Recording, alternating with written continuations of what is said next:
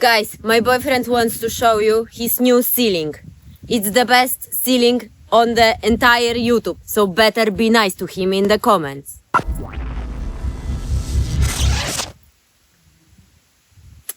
Subscribe the channel.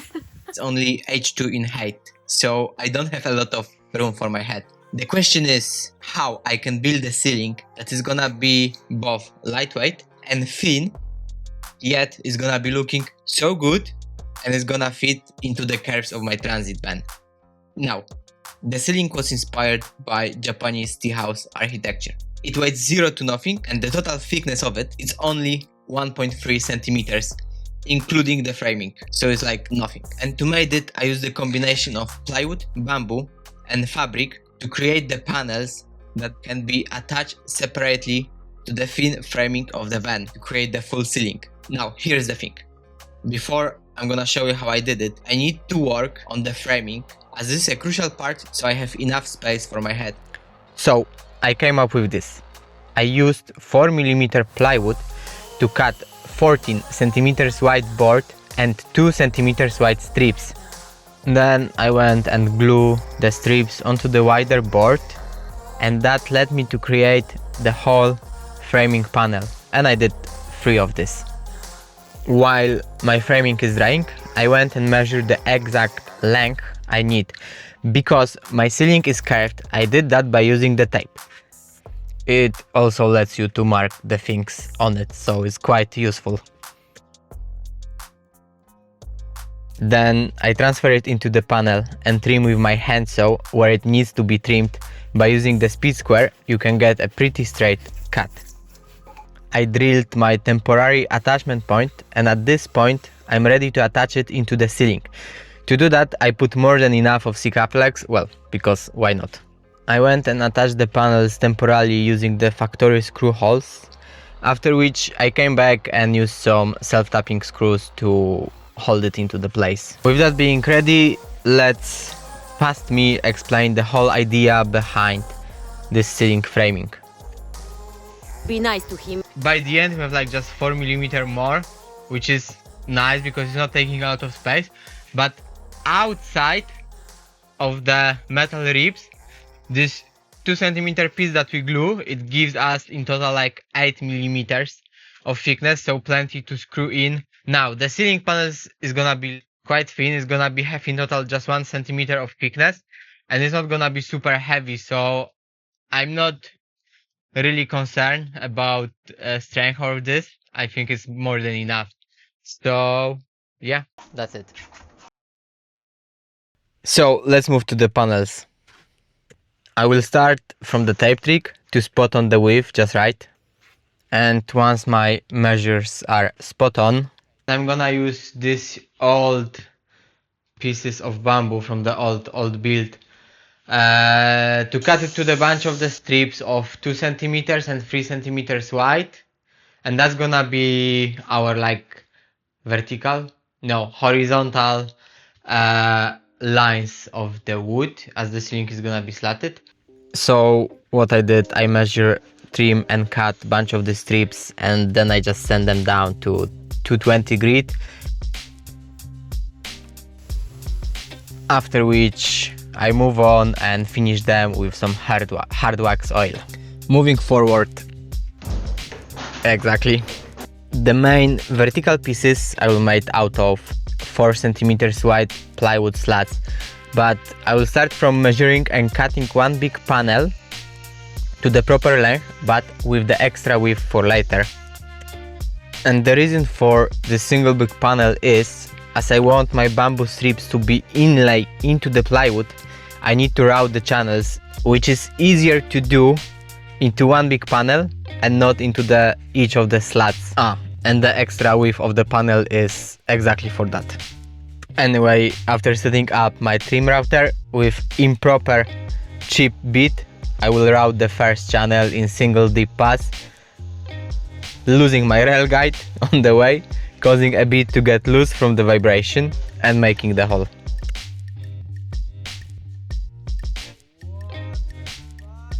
I went all the way through. Anyway, I'm gonna just go and repeat the exact mistake again. After which I decide to use my premium bit for server to thin boxes routing, which turns out to work way better and way smoother. Also, what I did, I decided to go into two shallower passes, 3mm each, instead of one deep 6mm pass. And after learning my mistakes, I went and throughout the rest of the channels, making sure that I know what I'm doing and learning as I'm going, which is not always the case, but yeah. So once the panel is ready to go, I can go and cut it to the strips. I believe I need around 21 strips. They're gonna be like 4 centimeters wide, and in between each strip is gonna be 3 centimeters gap later. So let's jump for the cutting. To make sure that my slats are exactly 4 centimeters, I set up my combination square for 4 centimeters plus the thickness of the blade, and that is my guide to be cutting every single piece, and it's like 99% perfect.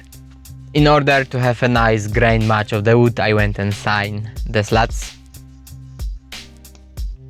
And going with the flow, I went and started cutting plywood into the slats, which took me a fair amount of time to do with my tracksaw setup, but at the same time I kind of fall into this deep flow, which was kind of relaxing.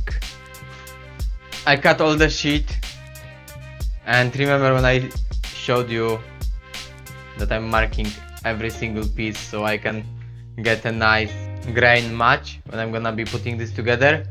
Yeah, that was the only piece that I signed, so I decided to ignore it and I moved to sanding every single piece, which took more forever than forever can be, like really forever. But then, with all the slats being the top of the smoothness, I can start to build the first panel. And to do it, I start from the center and lay out the first slat. Then, by using some offcuts as my spacers, I start laying one by one each slat, making sure that my bamboo strips fit nicely into the grooves. And then I just went and attached them using by some CA glue, and again I repeat the process over and over with the high hopes that I know what I'm doing and that the panel will not fall apart. Speaking about the durability, once I finish panel, I reinforced it with some stamps. I know it's a lame reinforcement, but actually it worked surprisingly well.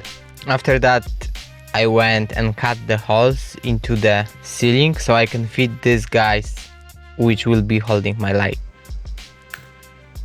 And I attached them by using some screws. And then I finished them with some liquid acrylic, which, being too bored of doing boring things, I gave up with that acrylic finish after the first layer and decided that using the spray can finish works just as good. And then I put the fabric, but why should I record spraying or putting the fabric? It's gonna be later. Being happy that my van is only H2 and I'm tall enough for being quite short, I managed to use my head as a handy support and be able to use a bunch of these tiny little screws. And I touched the panel into the ceiling and it didn't fall, so success. So with the first panel being ready, I can move on for the second one. Oh man, leave that stuff there, we don't have time for it. What we need to do now is to pack all that mess, take our dog and drive 40 hours from Portugal to Poland, so maybe we can stop in our grandfather's place, sleep in the tent over the lake, and maybe, if it's not gonna be raining, we can work and try to finish. So move your ass, and for you guys, see you in Poland. We are here in this beautiful place over in the Poland, over my grandfather lake property, and I'm gonna spend the next 2 months working here over the van. So where we finish? Ah yeah, building the ceiling. Okay, cool. So the biggest part of the ceiling is done. It was tough, whatever. it's the past. Now we need to do the middle part, which is gonna be the easiest because it's the smallest, and then the last one is gonna be small but tricky. Basically, at this point, I need to repeat the whole process again. Only thing is, it's just easier, as the first panel was the most technical one to do and also was the biggest one to do, with the biggest amount of slats I had to put across. After the panel is cut, I went and route the channels for it, which at that point was kind of easy, as I already did my mistakes with the first one. Now this time I decide to send the panel first before cutting it into the slats, and that turned out to be way faster and way efficient way of doing this. So I start with 80 grid, switch to 120, and then I switch with the 180.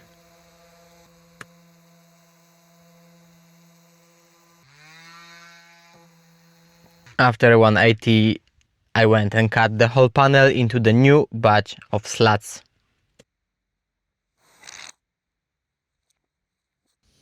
With everything being ready, I can start assembling the panel, which again took me a bit of time, but it was way easier than the first one. So with the lessons I learned, I just quickly went and do it. With the panel being ready, I just went and decided to make a quick dry fit. Cool, so the panel fits, I don't know if you can see, the panel fits quite nicely. There is some gaps, but we're gonna do it. I'm gonna fix it somehow. Anyway, the panel is ready. Now I need to seal it. And I'm gonna do it with the Montana spray can. And how I said before, I use the spray can as basically gives me the same results as the acrylic liquid finish, but way faster, way smoother, and with way less time of work. Cool, with that being done, I moved to stretch the fabric over the whole panel, and the best way I found to stretch it nice is to just stack the whole one corner, not the corner, the whole one side, and then I was just going on the corners, stretch it, and then side by side stretching it, and then by the end I just went and stapled the middle part of the panel. And just with that, our second panel is done. And for the remaining section, I built 3 small panels.